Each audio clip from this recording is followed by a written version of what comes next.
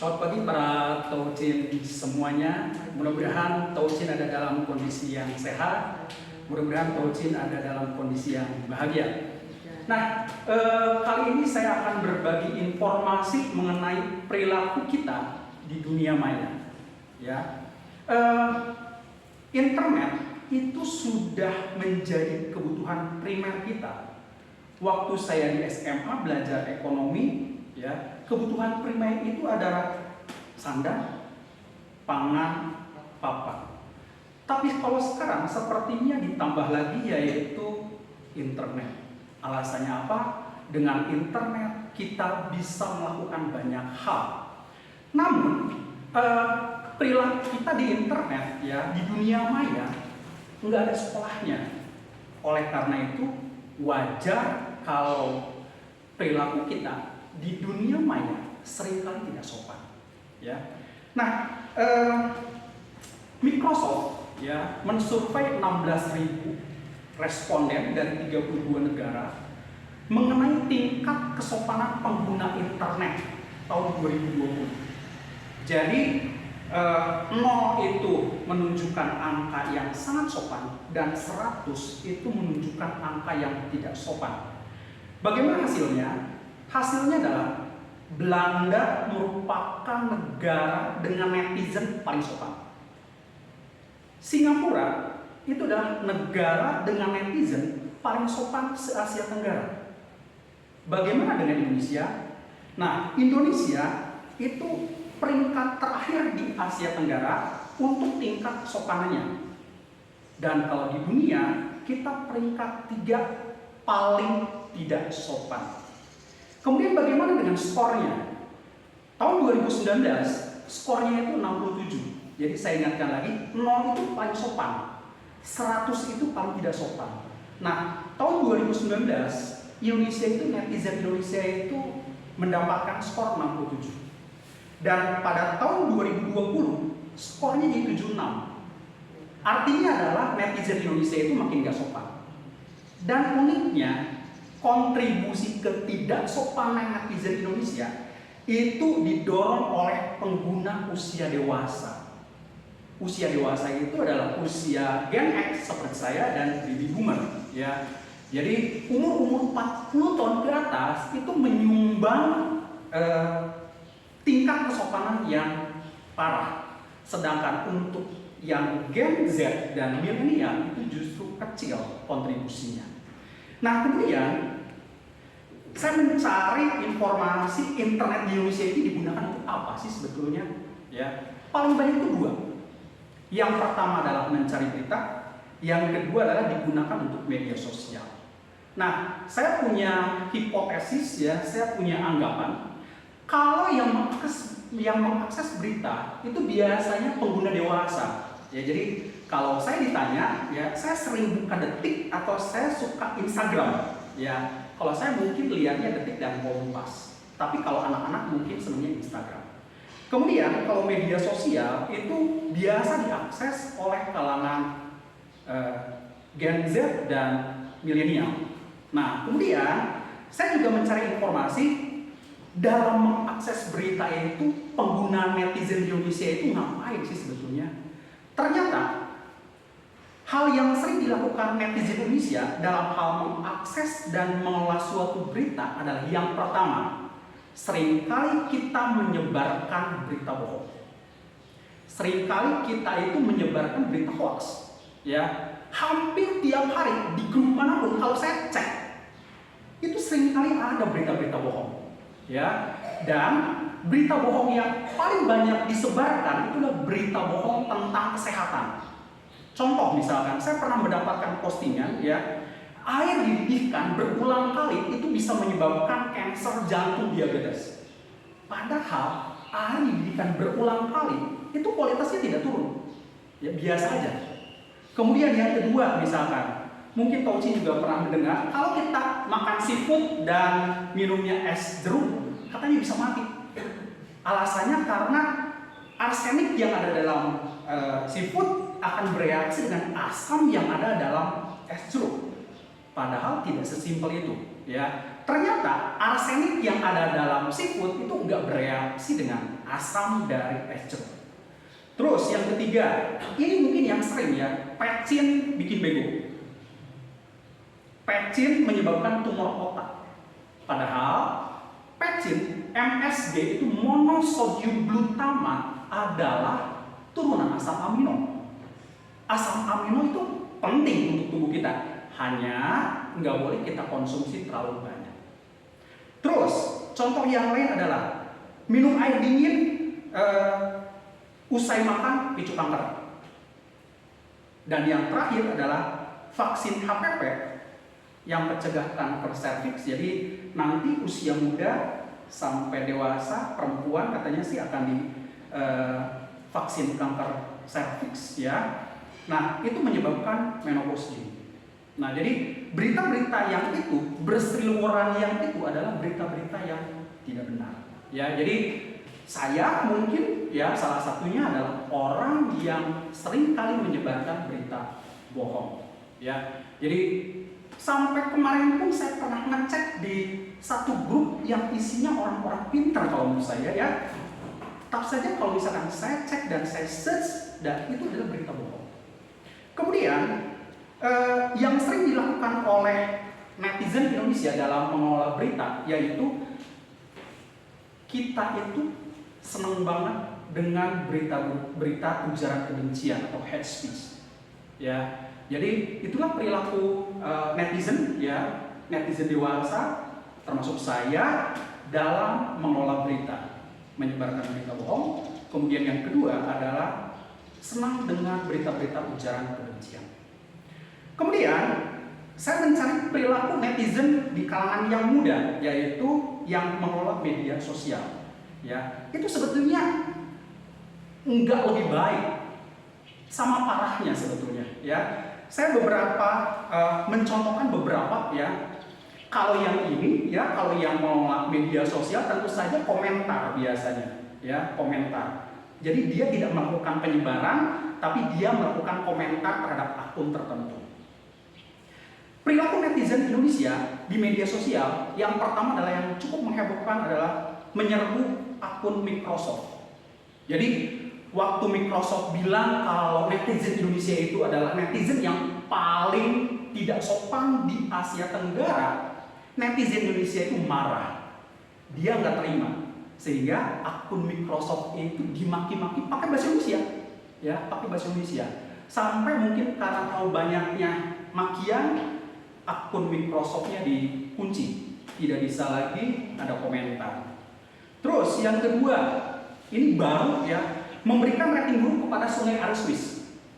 Jadi waktu kemarin ya hilangnya anak Ridwan Kamil yang dilakukan netizen Indonesia di luar akal kalau menurut saya ya. Jadi dia cari di situs pencarian Google, tulis Sungai Are, ada Sungai Are-nya, terus dikasih rating 1.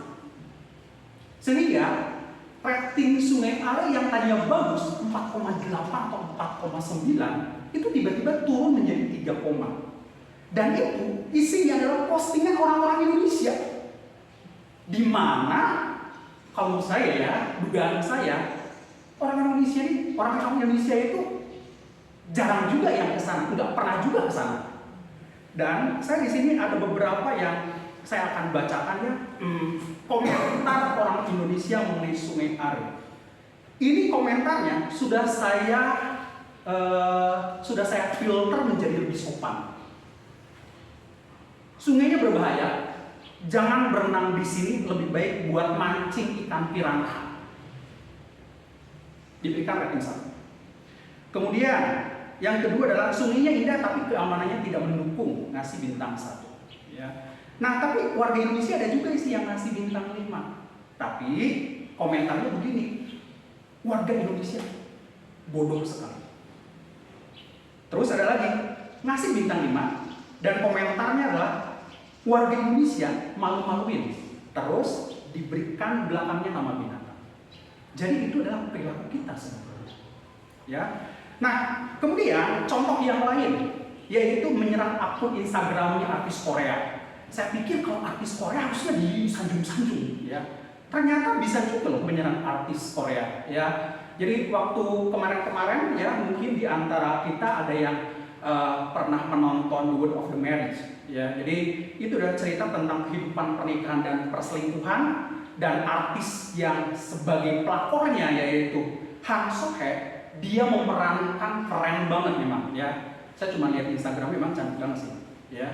Nah, kemudian karena aktingnya bagus, netizen Indonesia itu terpancing emosinya, dan yang dilakukan adalah menyerang Instagramnya Han So-hye. Parah sih ya. Saya lihat di akunnya si Han So-hye itu udah bersih, tapi Kompas.com sudah men-screenshot komentar-komentar netizen Indonesia itu luar biasa ya. Saya sih pada saat baca, saya cuma berdoa mudah-mudahan Han So-hye tidak bisa bahasa Indonesia, jadi dia tidak paham ya. Kemudian satu lagi yaitu menyerang Instagramnya pesepak bola Vietnam. Kemarin Asian Games di SEA Games di Vietnam itu di final Indonesia lawan Vietnam dan kita kalah 3-0. Tentu saja kita sebagai warga Indonesia kecewa dengan itu, dan netizen Indonesia aneh sebetulnya ya. Dia menyerang Nguyen Thanh Linh, yaitu pemain sepak bola. Dia menyerang Instagramnya dengan komentar kasar dan jahat. Pada saat itu media Vietnam, koran-koran Vietnam malah menayangkan kelakuan netizen Indonesia yang menyebutkan kalau netizen Indonesia adalah netizen yang sangat kasar dan barbar. Ya, jadi kira-kira seperti itu ya perilaku saya dan sebagian dari netizen Indonesia. Kemudian karena saya menyadari hal tersebut ya, itu berarti kita sebagai umat Konghucu harus punya dasar. Ya, kita harus punya dasar. Bagaimana sih caranya kita tuh menjadi netizen yang sopan? Bagaimana kita tuh menjadi netizen yang berbudi dan sopan santun? Dan saya menemukan 2 ayat itu. Ya, jadi ayat yang pertama saya bacakan lagi ya. Tiong-Yong bab 12 ayat 3. Satya dan tepat salira atau tahu menimbang itu tidak jauh dari jalan suci. Apa yang tidak diharapkan mengenai diri sendiri, janganlah diberikan kepada orang lain. Artinya adalah pada saat kita berselancar di dunia maya, jika kita tidak mau dibohongi, maka kita jangan menyebarkan berita bohong. Artinya begitu kan? Jika kita tidak mau dimaki, maka kita jangan memberikan komentar atau makian orang kepada orang lain. Jika kita tidak mau dihakimi, maka kita pun tidak boleh memberikan komentar penghakiman. Dan jika kita tidak mau dipermalukan, maka kita jangan memberikan komentar untuk mempermalukan orang lain. Kalau menurut saya itu kena banget ya. Jadi buat saya itu bisa menjadi panduan ya sebagai netizen yang berbudi dan sopan santun.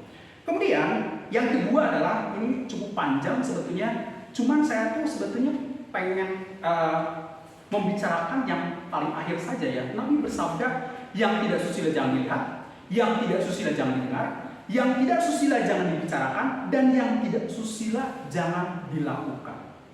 Nah, 2 poin pertama ya, 2 poin pertama, kalau yang tidak susila itu dilihat, kalau yang tidak susila itu didengar, dampak ke kita nyaman.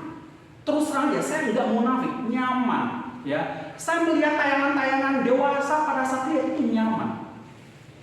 Tapi kalau lanjut ke poin selanjutnya, kalau kita membicarakan hal yang tidak susila, kalau kita melakukan hal yang tidak susila, dampaknya adalah merugikan orang lain atau merusak masa depan orang lain. Setuju ya? Jadi merugikan orang lain dan bisa jadi merusak masa depan orang lain.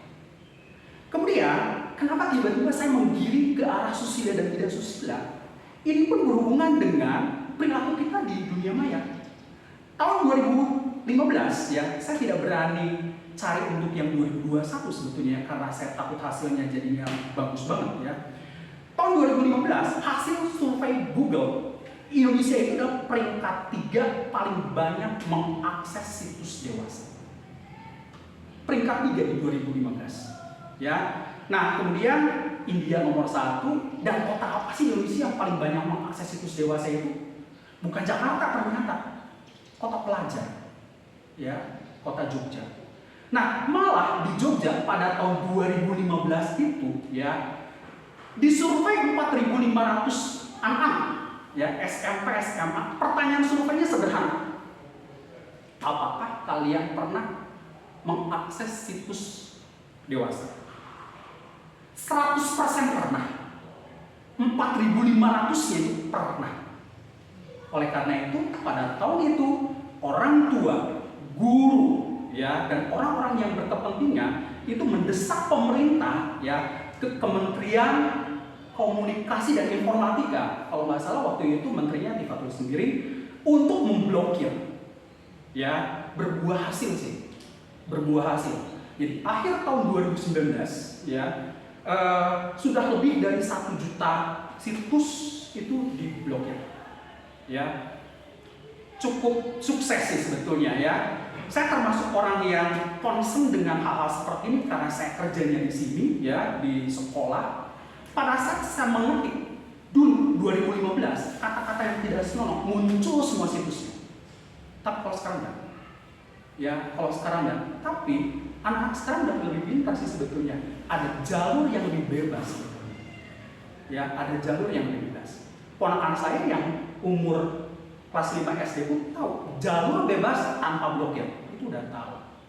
Ya. Nah, apakah kita harus marah sama ponakan, anak-anak, murid-murid kita? Nggak usah.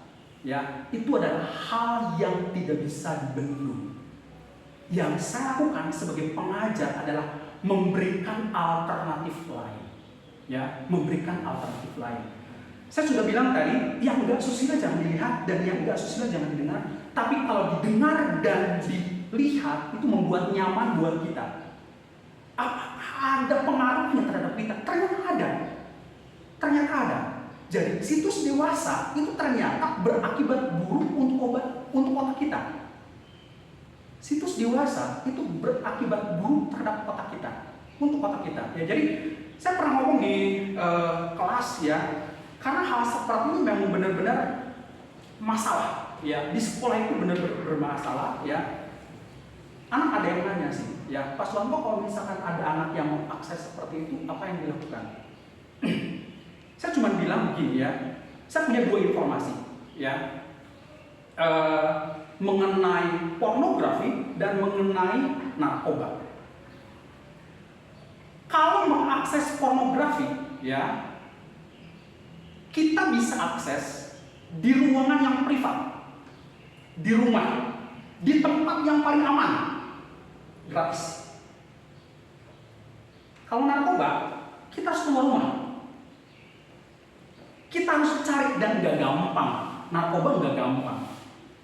Dan setelah dapat pun kita harus beli dan cukup mahal. Kemudian yang kedua, informasi yang kedua adalah Anda terpapar pornografi terus menerus. 5 bagian otak kalian rusak. Sedangkan kalau narkoba itu cuma 3 bagian otak. Saya fokusnya cuma ke otak saja ya. Jadi ternyata pengaruh pornografi itu ternyata jauh lebih dahsyat daripada narkoba. Jadi saya katakan ke anak-anak seperti itu. Bapak nggak bisa melarang, saya tidak bisa menghukum, ya, saya tidak akan memarahi, tapi saya hanya mengasih pilihan. Kalau kalian terpapar, otak kalian akan downgrade. Kualitas otak kalian itu akan turun, itu nyata. Karena ada beberapa anak yang seperti itu terpapar, ya, lemas, tidak bertenaga, enggak bergairah, dan kelihatan dari cara dia menangkap informasi, lemas banget. Ya, jadi saya cuma ngomong begitu ke anak-anak. Jadi saya hanya memberikan pilihan. Kalau otak kalian tidak mau downgrade, kalau otak kalian tidak mau jadi sampah, kalian tahu apa yang harus kalian lakukan. Kesehatan otak kalian adalah masa depan kalian. Saya cuma bisa bilang begitu. Ya, terutama untuk anak yang pintar, akhirnya, saya takut untuk nonton. Terutama untuk anak yang pintar ya, biasanya berkomentar seperti itu. Nah, terakhir, sebelum saya turun mimbar, saya cuma bisa bilang begini ya. Pada saat saya mengakses sesuatu ya, atau pada saat saya berselancar di dunia maya, maka jari saya tidak boleh lebih cepat daripada otak saya. Jari artinya adalah pada saat saya akan berkomentar, jari saya nggak mungkin lebih cepat daripada otak saya. Maka kalau otak saya yang bekerja, maka komentar-komentar yang akan muncul pun adalah komentar-komentar yang baik. Pada saat saya mengakses sesuatu, saya juga berpikir begitu. Jari saya jangan lebih cepat daripada otak saya. Sehingga mudah-mudahan saya bisa filter apa yang saya harus akses dan apa yang saya harus hindari. Itu saja kelihatannya berbagi informasi dari saya, mudah-mudahan bermanfaat. Baik, tunggu ya.